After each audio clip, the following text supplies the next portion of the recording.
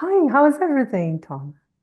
I'm fine. Everything's fine. Yeah, a lot of promotion activities around.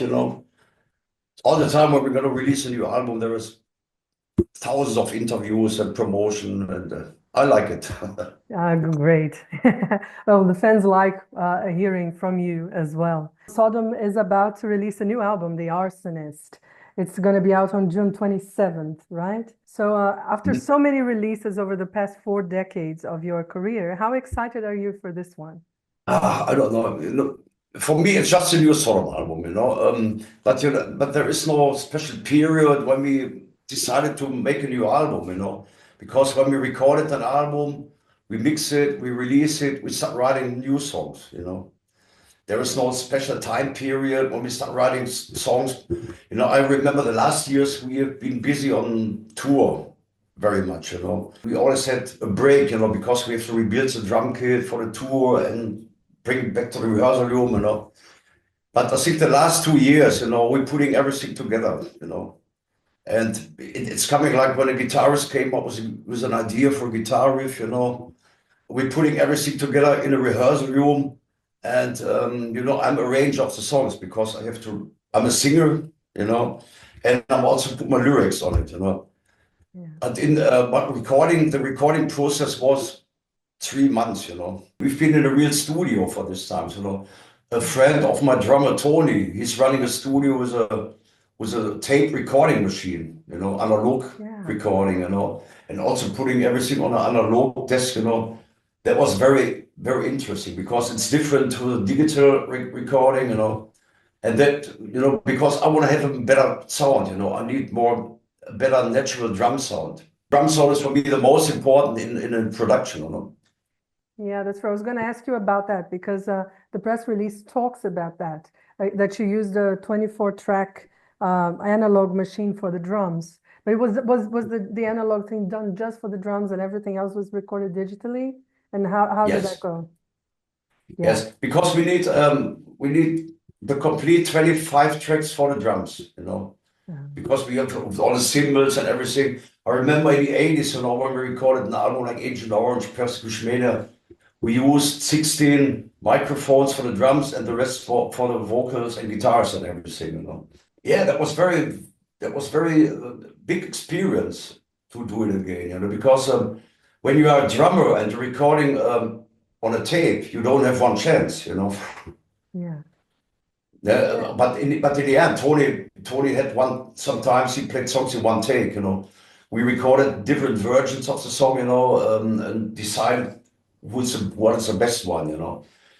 But in the end, I want to have the natural drums. It doesn't matter if we record it analog or digital. I don't want to use any plugins for the drum kit, or samples on a snare or trigger signals on the bass drums. I want to have the pure drum kit like it sounds in a rehearsal room or it sounds on a live show. Mhm. And that is a big experience. But in the end, we put everything together for digital CD. That is a thing. And when we master the new album, our producer said, okay, we have to compress the whole file because the most people listen to the music on a smartphone. Yeah. And if you have a wide open 80s production where the guitar is left and right, it's far away from the drums, and you listen on a smartphone, you just hear the drums. You couldn't hear the guitars so loud. I never mind. I never listen to music on a smartphone, maybe using some headphones when I'm sitting in an airplane, whatever. When I listen to music, I have my equipment at home, my speakers, my amplifier, because I want to have the best sound it's possible. But time changes. Yes. Time changes and not everyone has the access to all of that, unfortunately. And I think there's a generational thing. The younger people, they Yeah, they don't have all the requirements that we do, the things yeah, we're used to since we were younger, right? So exactly. and that speaks a lot to not wanting to fit into this homogeneity of sound that most bands have nowadays. There is a sort of a Mm, what is expected from the sound of a metal band nowadays. mm. Don't you think that what you did is like it goes completely against that? And Yes, Yeah. Yes, nowadays sometimes it sounds like plastic, that people use the samples for the drum kit, or I heard some bands that don't use a drummer, they play it on a computer. You can play the drums on a computer, and everything.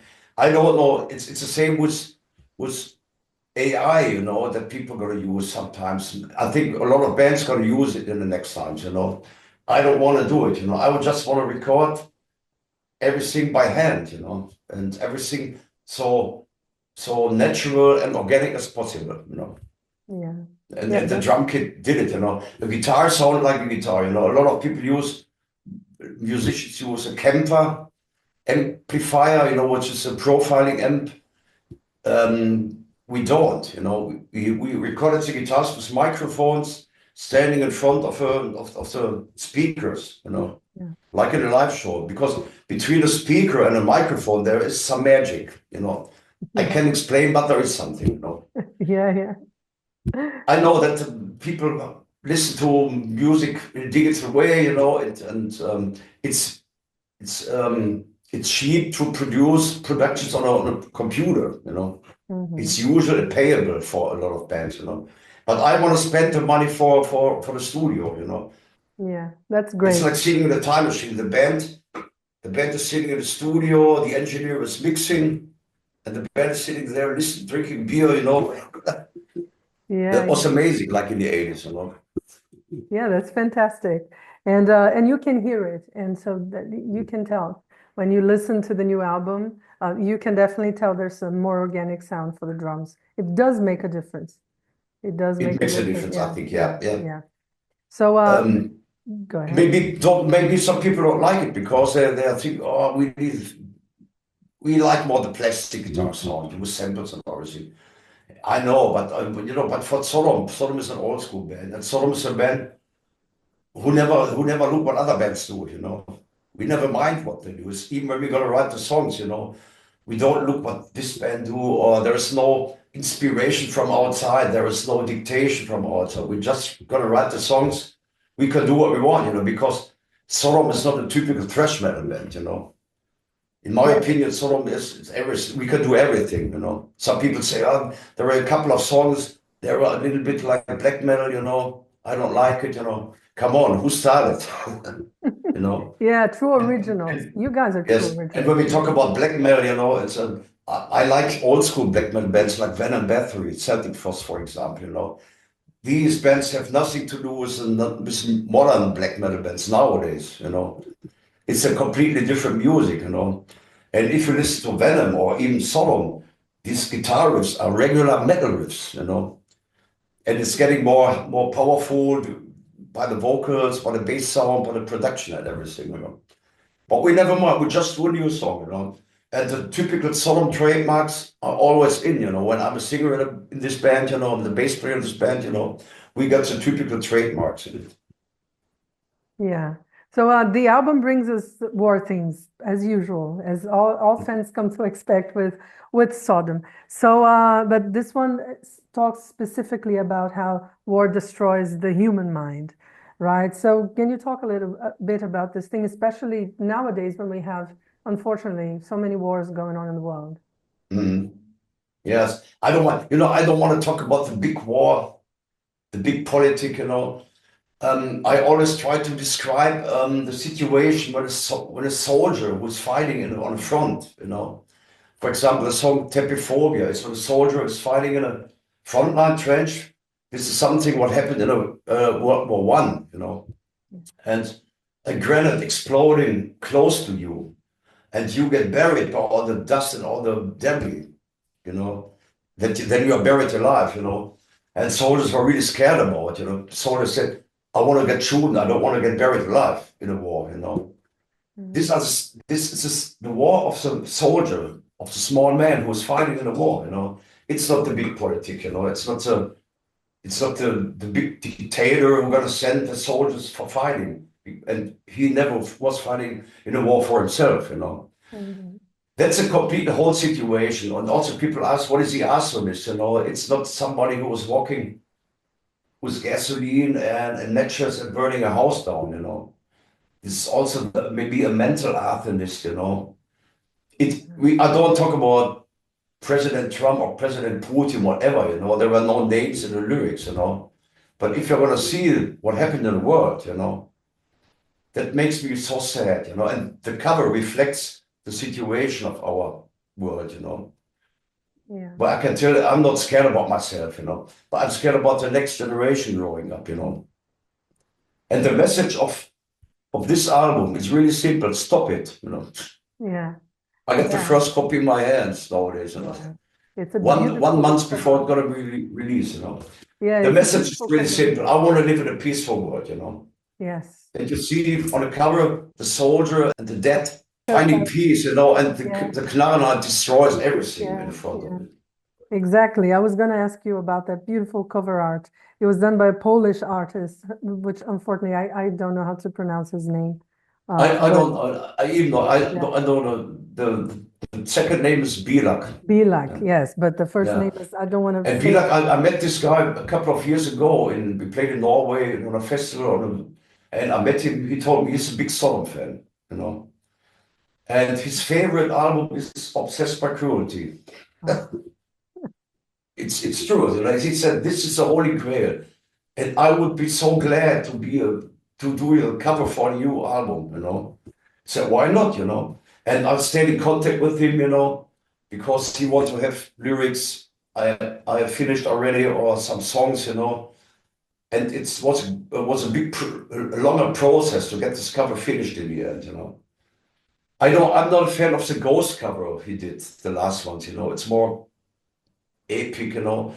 And I like more Andreas Marshall, who really paints the cover, you know.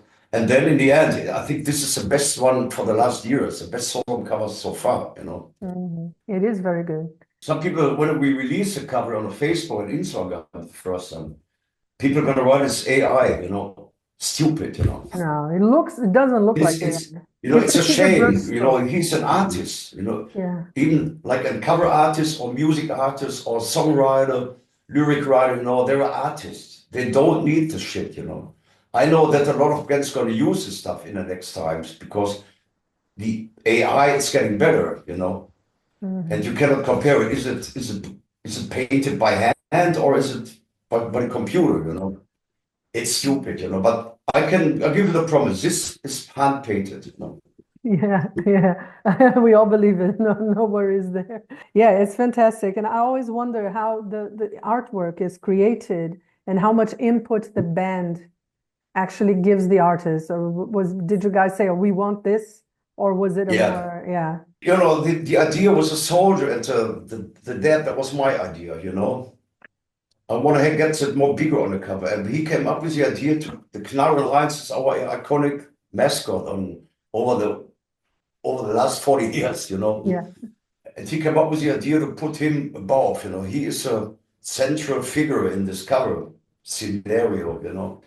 And yes, we got a lot of input because what I told before, he wanted to listen to the music.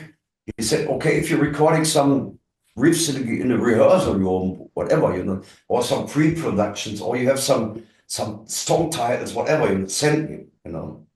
And he listened to it, and then it's growing up. It's like when we worked with Joe Petagno, who did the last album cover, you know, from Decision, Genesis 19. He want to have also the songs and the lyrics, you know, because he need inspiration and input, you know. Yeah. But the advantage is that Bilak is a big Sodom fan. He knows all this stuff, you know. It shows. It does show. So we talked about the drums and how they were recorded earlier, and we will keep on the drums subject. So your latest single was Witch Hunter, right? It's a beautiful homage to Chris Witch Hunter, and I just saw the video. Like, you know, it's very nice. I loved it. So with all the memories, all the pictures, it's fantastic. So it's a great song, great everything. So how did you guys come about that one? You know, Chris Witcher is always present, you know, when we're going to play live, you know, when we rehearse, you know. And I know that Tony, my drummer, is a big Witch Hunter fan, you know. He always told me, you know, Witch Hunter created an own style. He was a big inspiration to me, you know. And I know that Tony is a more accurate drummer, but he tried to combine the accuracy the precision with the chaotic drumming of Witch Hunter, you know. And if you listen to Tommy, it sounds a little bit like Witch Hunter, you know. And also when we recorded the 40 Years album, when we re-recorded all the songs and all the material, we have to listen to all the old albums, you know, and also the Witch Hunter songs, you know. And it was really funny. Witch Hunter's always present, you know. And I always had an idea giving a song a tribute to him, you know. But I wanna tell the people that he was a big hero, you know. He was a big influence to the drummer scene in the beginning. But in the end, his life ends so tragic, you know. Yeah. That's what I'm written down in the lyrics, you know. It's the same with I have a song on the album called A.W.T.F, which is about the A.W.T.F, you know, which is the bassist and singer of Tank, the English band, you know. Yeah. My biggest inspiration, you know. And it's the same. He was my biggest inspiration, but he died too early because of alcohol abuse, and his life went really tragic. He was really poor in the end, you know. That's always think about, because these guys are always in my heart, you know. It's really touching and important, and the songs are fantastic also. So yes, I like the chorus. Witch Hunter. We get some friends in the studio singing the chorus with me, Witch Hunter, you know. We are all Witch Hunter fans, you know. And, yes. And my drummer always told me, you know, I'm so sad that I never met him in person, you know. Because he died very early, and Tony played in different other bands. He was a young man, you know. Yes, but he's always present when we play in a live show or whatever, you know. Yeah, that's true. It's a lyric video, and the video was produced by Andy Brings, you know, because I hate the lyric videos. Oh yeah. Now it was all the digital stuff in it, you know. And I came up with the idea, you know, when we want to do a lyric video for Witch Hunter song, you know, we need original material, you know. And Andy Briggs is somebody who collected everything from this period. And when we, you know, tour or studio, whatever, he always has a camcorder with him, you know. And so I asked him to make a lyric video with real photos and with real movies from Chris Witch Hunter, you know. And that makes sense, you know. But the other lyric videos, I don't know. That is usual nowadays, making lyric videos. What is it? Yeah. So Andy Briggs, I'm in contact with him because at the time we are working on a Get What You Deserve re-release, you know. And he told me I have so many movies and photos from Witch Hunter. I will produce a lyric video for you. And so I heard you're taking a break from touring. So you're basically releasing the album and then playing a couple festival shows, I guess, right? This year still, and then no tour in support of this one album. So was it a hard decision? Everyone needs a vacation, of course, but was it a hard decision to come to? Yeah, because when you make a break or you stop something, it's always, the time is always uncomfortable, I think, you know. The record company, they told me, oh, you release a new album, you have to go on tour, you have to play festivals, you know, and doing this, doing that, you know. I know, but it's my decision, you know. I'm working for the whole production, I'm working for the promotion for the new album, and that's not a problem, you know. But I want to stop touring for a while, you know. I need more time just for my family, just for my hobbies, for my good old friends, or time for myself, you know. My doctor said, you're in a very good condition for your age, but slow it down a little bit, you know. And I'm still working on a band, you know. I'm still working for the re-releases, you know. I just want to do more home office, you know. Yeah. Yes. But I have no plan to come back, you know. I don't want to have any pressure, you know. When I say, okay, I come back in April 27, whatever, you know, I put myself under pressure. I don't want, you know. Maybe, I don't know how long it takes, you know. That is, I will see what happens, you know. I don't have any plans, you know. But I'm sure I'm coming back one day. Oh, of course. And we expect you to. We expect more albums in the future and all of that, right? And more tours. Yeah. Always great seeing Sodom live. Always fantastic. Yeah, and for your live performances, you know, with such a long back catalog, how does your band come about choosing a set list? Because one that both keeps you guys happy and also the fans happy. It's always a hard decision, you know, because we have we have a big back catalog, you know. Sometimes you're gonna play festivals, you just have 45 minutes, you know. What you can do, you know. I know we cannot leave the stage without Agent Orange or Nuclear Winter or Bombenhagel or Outbreak of Evil, whatsoever, you know. But we also have a new album out, you know, and we have a lot of other albums, you know.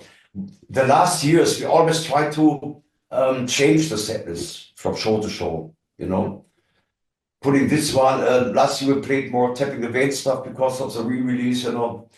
And I know, you know, I want to play more newer songs, you know. We have so many albums, we never played any song of it. Like there is an album like Code Red, Masquerade in Blood, you know. There are so many other albums out, you know. Epitome of Torture, for example, you know, we never played something, you know. It's always a rarity, you know. But that is people need the old school vibe, you know. We have to play the classics, you know. Yeah, of course. If we're gonna play our own show, if we're gonna play nearly 2 hours, you know, then we can change something from a newer songs, you know. But on the festivals, it's 45 minutes. There's nothing left, you know. You can play it, you know. But I know. I want to don't leave the fans disappointed, you know. I like to play Bob Marley, you know, and Agent Orange, you know. I like it, you know. So I have no problems with it, you know. But in the end, you know, there are so many other songs who deserve to get played live, you know. Yeah, and I heard there's a biography coming out soon. Can you Yeah, there's a speak friend about of mine, Holger Schwenk, it? Oh, and he also written this book called Kumpels in Kutten. It's about the metal scene, you know, the people wearing vests from the 80s, you know. And he came up with the idea of writing a sort of biography. Yes, and I think it's finished now, you know. oh, great. You know, everybody can write a sort of book, you know. I try to help when I have time, you know. He did a lot of interviews with me and other bands around and other people around the music, you know.